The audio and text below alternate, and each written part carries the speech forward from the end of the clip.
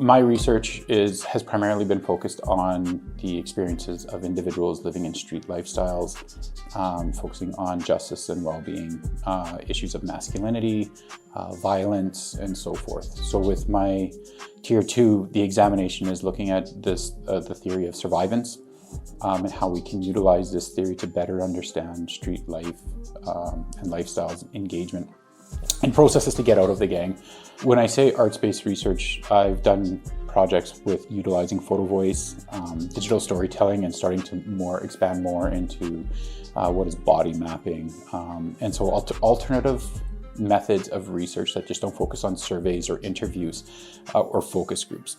One of the things that I'm working on now with two community partners, one in Winnipeg, Ogichewap-Matsuin-Kinamatwin, or OPK, and straight up here in Saskatoon is the use of think tanks and ex-gang members as knowledge experts to begin to develop research programs, research directives, and analyzing policy that has been impacting individuals engaged in street lifestyle so that we can actually begin to write back to local, provincial, and federal governments on how to better understand, better work with, and better support individuals who are seen as at risk of joining a street gang and engage in street lifestyles, and those who are looking to try and get out of street gangs and street gang lifestyles. We continuously see Indigenous peoples being incarcerated at far greater rates than any other population in Canada. We're seeing more and more within the media discourse, the increasing of violence within these spaces. We're seeing communities not knowing how to work with or deal with the issues that we're seeing with street gangs and street lifestyles. And so this work is really important because rather than coming at it from a deficit approach or a pro-criminal justice approach or pro-policing approach, it's actually from a community-engaged grassroots approach.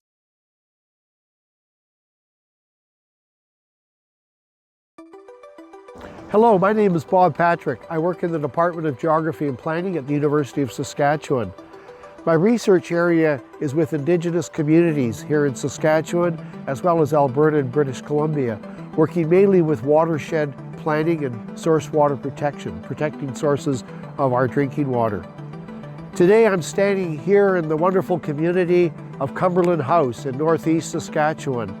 The Saskatchewan River Delta is the largest inland delta in Canada, the second largest in the world, and it supports a rich population of wildfowl, of fish, of muskrat, of beaver, and a rich history of fur trading and fur trapping up in this wonderful community. The upstream development, mainly dams, have impacted the flow of water and the entrapment of sediment. And the loss of sediment into the delta has starved the delta of what the delta needs to survive, that is, the delta sediment material. And so with that starvation of sediment, the delta has been suffering for many years. The population of wildfowl has diminished, but as well, the population of muskrat and beaver has also been diminished. And so our committee and the committee that's up in this community is trying to reverse some of that and trying to improve the habitat for fish, for wildlife, and just for the general population and traditional food gathering, and to make this continue to be a wonderful community in which to live.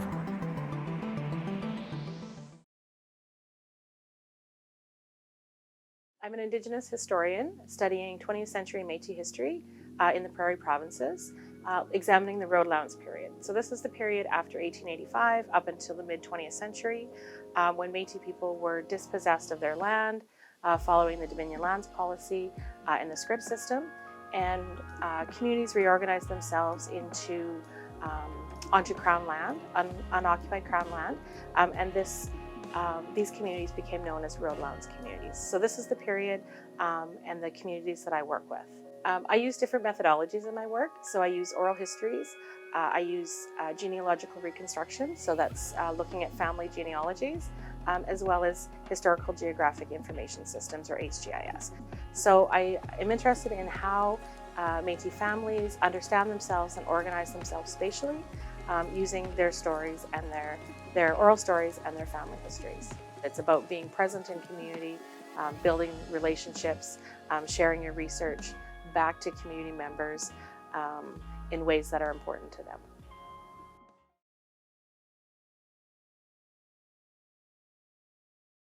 I am a community-based researcher, and I have been for the majority of my career. And over the last 7 years, I've started to look at human wellness, focusing on the animal-human bond or connection. So this is not typical for a sociologist or a community-based researcher to be working with animals. So as a community-based researcher, one of the first things we do is we develop a relationship with our community so that we can understand our community.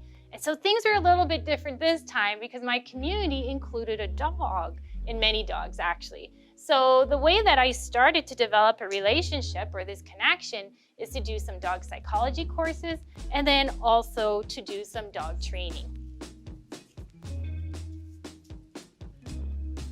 So I was fortunate after I finished these courses that I worked with 3 dogs that I lived with at the time, Annabelle, Subi, and Kisby. And we worked as a team out in the community with them as therapy dogs. I also worked with Subi, specifically training as a service dog in a project we did with veterans with post-traumatic stress disorder. I have hundreds of volunteer service hours in our community here in Saskatchewan and elsewhere working with the dogs. And that has allowed me to be out in the community, to develop a relationship with the community, and have a better understanding of what the needs are in looking at the role of animals in human wellness.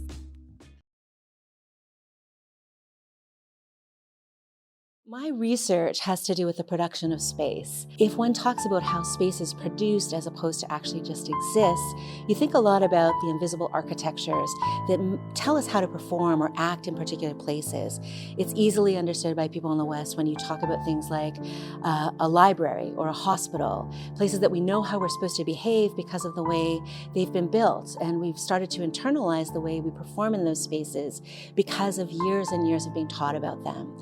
When I think about the production of space, it's up to me to describe how it'll change the way you're going to act and make you feel more welcome, more active, have more agency when you enter into the kinds of spaces that I work specifically with. In this case, I'm in one of my favorite places, which is the Gordon Snellgrove Gallery here at the University of Saskatchewan. It's one of 4 galleries that I direct, and when you look at this space, you're going to see what I mean by trying to change the way people would walk into this space. A lot of people are intimidated by art galleries, by universities, by classrooms. What do you do to make them want to come in, to wish to stay there, to understand what's even supposed to happen? So that's what I work at. My big question is, are there ways for us as people of privilege, of people that are in charge of education, of building points of access and creating the conditions for learning and exchange, what can I do to shift and make more possible my capacity to receive others? And what can I do to help others receive what I have to offer?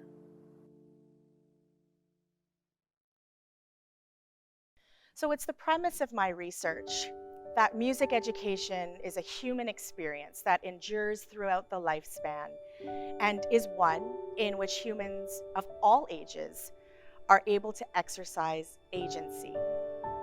And so my research in this area of intergenerational singing and intergenerational choral programs has really allowed me to understand the fundamentals that encourage optimal engagement throughout the lifespan.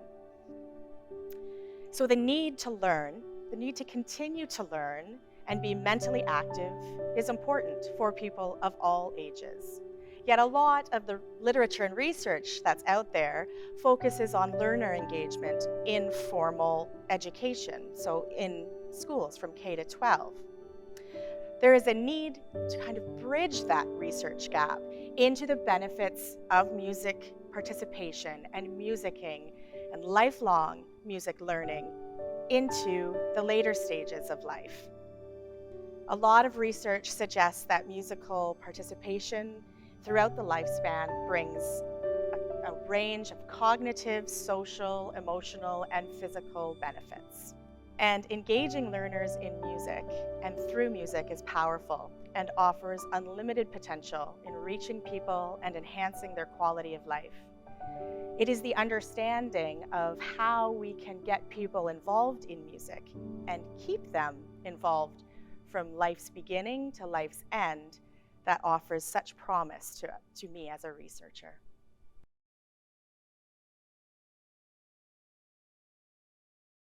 So the work of mine that's been getting most of the attention lately has been the neuroscience of everyday life, and specifically looking at the lefts and rights of everyday life. Now we have some lateral biases that are really obvious, like our preferred hand.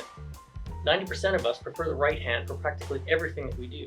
But we have lots of other lateral biases that are not as well known, but also really obvious if you're looking for them. For example, when we pose for a portrait, we tend to turn the left cheek. When we cradle a baby, we cradle off to the left. When we kiss a romantic partner, we tend to turn our heads to the right. And all of these lateral biases are related to left-right differences in our brains. Now, instead of having to study this in a lab, you can actually study this out in the real world. You can observe real people doing real things, like hugging and kissing each other at an airport arrivals gate, or you can even scroll through your Instagram feed and looking at posing biases within there. You can go to a dog park and look at how people interact with their pets. So another thing you might notice with these left-right differences is that they also vary according to where the person was raised.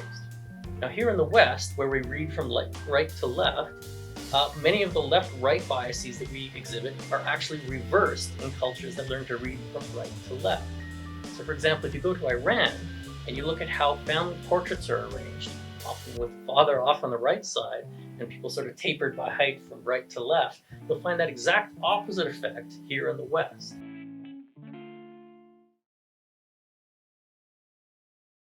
Right. Okay, so in games research, we're interested in, I suppose, three large questions. The first question is of motivation. Why do people play video games? What are their preferences when playing video games? And what drives them towards certain play behaviors?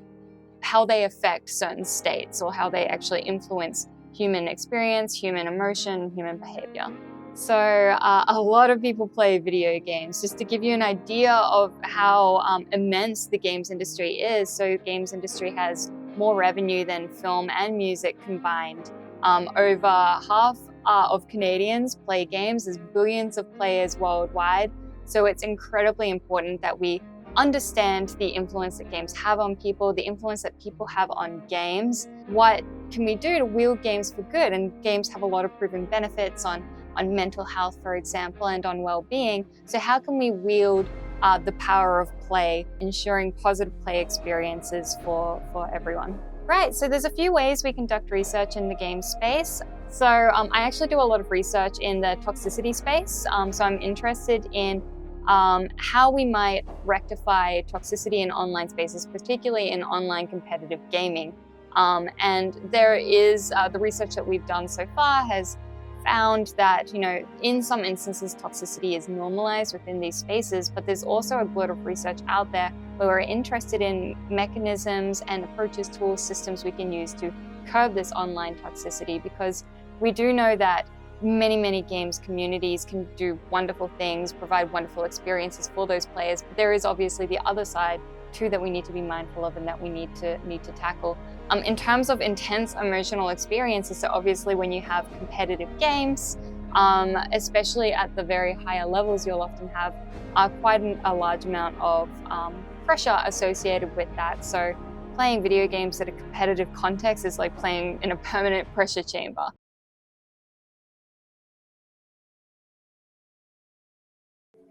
So my research is examining how thawing permafrost is impacting groundwater systems in northern Canada, and that has implications globally as well. So we're trying to understand how the transition from ice to water as permafrost thaws impacts both the movement of water in soils, sediments, and rocks, but also the chemistry and therefore quality of that water. And that has implications for the people who use that water as a source of drinking water or other uses that the communities in the north have for that water. So what we're finding is that as this permafrost thaws and there's more liquid water in the ground, that it's having negative impacts on the chemistry. And we're seeing increases in the amount or the concentration of various elements in that water. Some of these elements include hazardous metals like uranium or arsenic that could have important impacts on human health and ecosystem health as well. So our current research focuses on the Yukon in Canada's north, where over 97% of residents rely on groundwater for their primary drinking water source. So permafrost thaw in northern regions is impacting infrastructure and like roads and buildings, as well as water quality. This has implications for northern communities, particularly northern Indigenous communities who rely upon access to the land and to the water and resources on the land for food security and for their water security. So our research does combine this field sampling to collect these samples, but also it incorporates analysis of these samples back here at the University of Saskatchewan and at the Canadian Light Source Synchrotron on the U of S campus. And it also includes laboratory experiments to better understand what's going on in these systems. Our fieldwork is often carried out in remote areas where we have difficulty accessing some of our sites.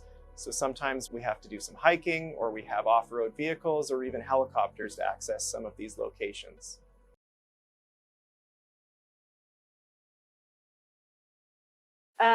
I'm a linguist and I work on Dene languages. That is a language family stretching over much of northwestern North America. And specifically I work on, or most of my research has been on Upper Tanana, which is a language spoken in the area of eastern interior Alaska and the western Yukon, so on the American-Canadian border. It is a very endangered language with very few speakers these days. There's fewer than 50 speakers now, and in fact this is something that is really common across the world. Of the 6,000 or so languages that are currently spoken, only 10% are expected to survive into the next century. So one of the things I'm doing there is I'm working with the elders, the last speakers of this language, to document it. So we are recording stories and conversations. And one of the things I've been doing over the last few years is to work on a grammatical description of the language. When you work with people, we have different goals, right? So my goal is to work on the documentation and the description, but the elders with whom I've been working with since 2006 now, they have their own goals. They want to pass on their language and their culture to future generations.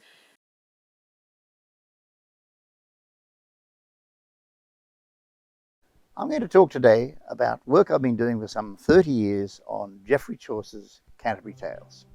Canterbury Tales, we know, written about 1385 or so. What many people don't know is that the text of the Canterbury Tales is really a mess. So what I'm trying to do with many colleagues is try to make sense of all of this. We have 80 manuscripts of the Canterbury Tales looking like this. This is not a manuscript, this is a photograph of a manuscript. So from those 80 manuscripts, we have to first try to figure out what Chaucer might have most likely written. And then, and this is maybe the most important part of what we do, we have to communicate that to other people, to explain to other people what it is that we've found out about Geoffrey Chaucer, about what he wrote, about all the manuscripts. So that's been our work for around about 30 years now. Now, there's one particular collaboration which has been really unexpected and very important to us, and that has been collaboration with evolutionary biologists, particularly the Department of Molecular Biology at the University of Cambridge, led by Chris Howe and his many students there. We've been working with Chris for some 20 years now on exploring ways that we can use techniques from evolutionary biology to understand how the manuscripts of the Canterbury Tales relate to each other. This is not as stupid as it sounds, in fact. It turns out that manuscripts descend from one another in exactly the same way that plants and organisms descend from one another. So the techniques used in molecular biology to establish how species relate to each other turn out to be perfectly suited to understanding how manuscripts relate to each other.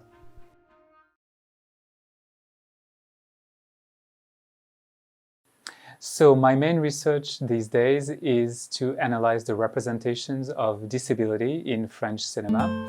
And I was awarded a SSHRC fund for this research. And it really constitutes the first research that is being done regarding the evolution of the representation of disability in French cinema. And this research is being done in collaboration with the Digital Research Center here on campus. So this research topic is really important because it's not something that has been done yet, at least in French cinema. And if it has been done, it has been mostly on one film or a very small corpus of films. And my research is really trying to incorporate as many films as possible that have been dealing with the question of representation. So what is really interesting for me with this research is that it's not just me doing the research, but I'm collaborating with a graduate student in Quebec who's helping me. And what the student is doing is that they're watching, cataloging films, and they're also writing short entries for each film saying how the disability is portrayed and if this is a portrayal that is accurate or that might seem to be more leaning towards like stereotypes. So yeah, so Intouchable, obviously, I would say, had the benefit of being an extremely popular movie. It was, I think, one of the most popular French films in the history of French cinema.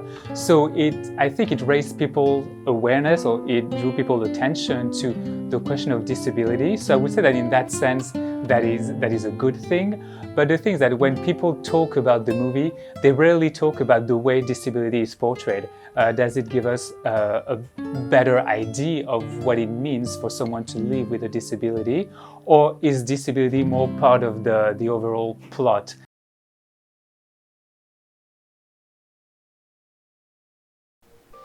As an environmental chemist, I study chemistry that happens in the world around us. When I say that I study air quality, we often think about smog or emissions from vehicles or wildfires, but what I study is somewhat different. I study air quality indoors, in the places we live and work and play. Researchers have known that indoor chemistry can be very important for decades, but it's only in the last 10 years or so that we've had the tools to really answer some of the questions that have come up. One of the topics in indoor chemistry that I study is how people influence their environment. We don't know a lot about how people affect air quality because a lot of studies have been done without people present. So one of the challenges in indoor chemistry is finding ways to make measurements in real time while people are present. So we've developed some instrumentation that we can put in a house and that can just run on its own for a week or a month, that isn't too big, isn't too loud, won't bother the people that live there. So that way, by doing that, we can see things like this, where you have these huge spikes, these really rapid changes in air quality as a result of things like cooking or cleaning. Other methods that have been used in the past can't get these because instruments that are small enough and quiet enough to be used in houses with people usually average those measurements over days or weeks, so you don't see those spikes, you just see these average values. So in order to really understand what's happening, we need to get time-resolved measurements so we can see how we are affecting our environment.